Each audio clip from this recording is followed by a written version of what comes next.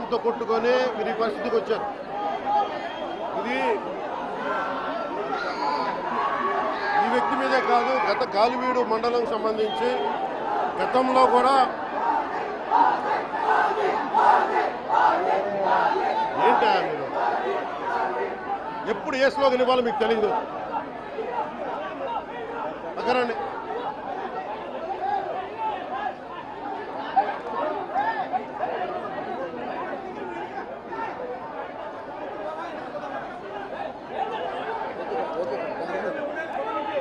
జల్లా సుదర్శన్ రెడ్డి గారు అనే వ్యక్తి ఈరోజు జవహర్ బాబు గారి మీద దాడి చేయడం కాదు, ఇతనికి దాడి చేయడం అనేది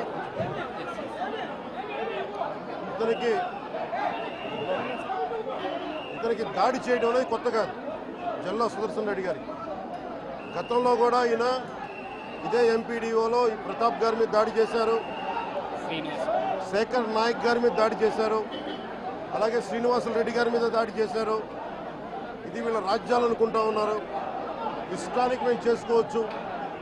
జవహర్ బాబు గారు కూడా చెప్పింది ఏంటంటే రూమ్ తాళాలు అడిగారు, అది మీ అమ్మగారికి ఇస్తాం, అది ఆవిడ మండల పరిషత్తు ఆవిడకి పదవి ఉంది కాబట్టి వాళ్ళ పిల్లలకి ఇవ్వమంటే ఎందుకు ఇవ్వం అని చెప్పి వాళ్ళ మనుషులు దాడి చేసి అమానుషంగా కొట్టారు. ఆయనకి హై బీపీ ఉన్న వ్యక్తి, హార్ట్ ప్రాబ్లం ఉన్న వ్యక్తి, పైగా కూర్చోబెట్టి కులాన్ని దూషించడం. దీనికి వీళ్ళ అహంకారానికి కులం ఏం లేదా. ఎవరైనా సరే శ్రీనివాసరెడ్డి గారు కావచ్చు, శేఖర్ నాయక్ గారు కావచ్చు, ప్రతాప్ గారు కావచ్చు, జవహర్ గారు కావచ్చు, ఎవరి మీదైనా సరే వాళ్ళకి ఆధిపత్యానికి అడ్డుకుంటే మటుకు వీళ్ళకి ఇదే.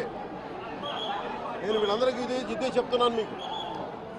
ఇది గత ప్రభుత్వంలా కాదు, ఇది ఇష్టారాజ్యంగా చేస్తాం మేము కూర్చున్న వ్యక్తులం కాదు. మేము సాక్షాత్తు నేనే ఉప ముఖ్యమంత్రిగా ఉండి నేను తప్పు చేసినా శిక్ష పడాలి అని చెప్పి అసెంబ్లీలో చెప్పిన వాడిని.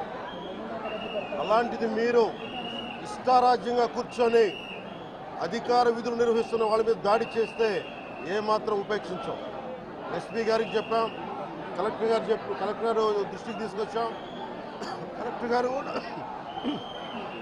కలెక్టర్ గారు కూడా ఇదే చెప్పారు. నిన్న కొట్టగానే వెంటనే ఆయన విజయవాడలో ఉంటే ఆయన దృష్టికి తీసుకొస్తే వెంటనే ఎస్ఐని కానిస్టేబుల్స్ని పంపించిన సమస్య